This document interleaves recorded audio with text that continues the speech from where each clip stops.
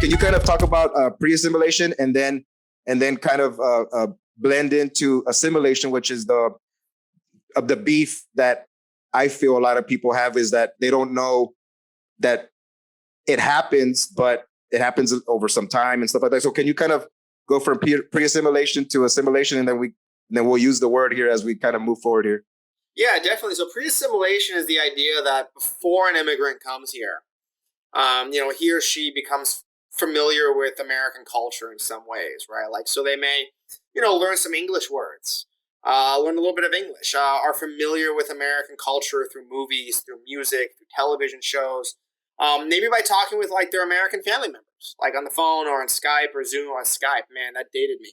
Or like Zoom, right? Like on Zoom, right? Or on the phone, reading American books, things like this, right? Like my, we have a research associate at Cato right now who I work with, who's Mexican. He's from northern Mexico, and northern Mexico is like really this blend of like American and Mexican culture in terms of like just like the Texas American border on the Texas side, right? Like this is the blend. El Norte, that's El Norte, right? That's basically where I live in San Antonio, so it's basically like northern Mexico, depending on how you look at it, yeah. Yeah, and like, the Norteños, right, are like, this like cowboy culture of like individualists who like to start businesses and, be cowboys. And it's like, well, that sounds pretty American.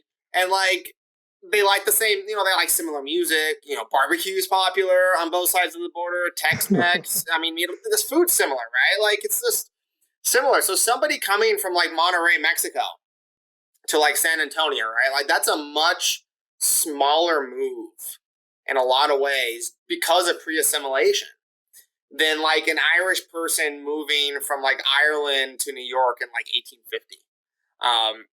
And so it's just like a much easier thing. So as a result of that, you get sort of just like faster rates of further assimilation and integration into American culture. And one of the most important findings is by this economist named Jake Victor. And what he found is like, it's tough to measure something like assimilation. Like, what does that even mean to be like culturally American, right? So we took a look at some measurable characteristics, like how old are you when you get married? Do you attend religious services? Do you vote? What's your income? What's your education? All these different things that we actually know.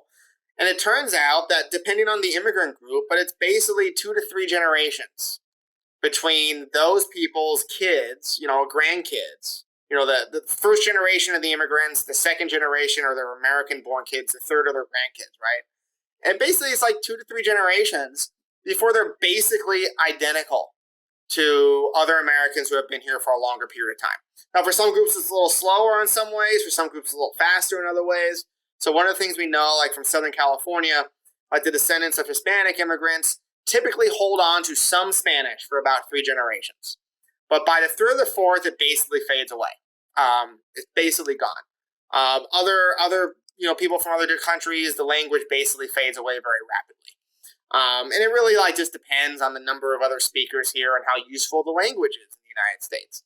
So what's fascinating is in American history, there are times where there were millions of people here who spoke Hungarian and who spoke Polish and who spoke German. And there's basically no one alive today who's born in the United States, who's alive now, who speaks these languages as like a first language. I mean, very, very few. And they're almost all elderly people.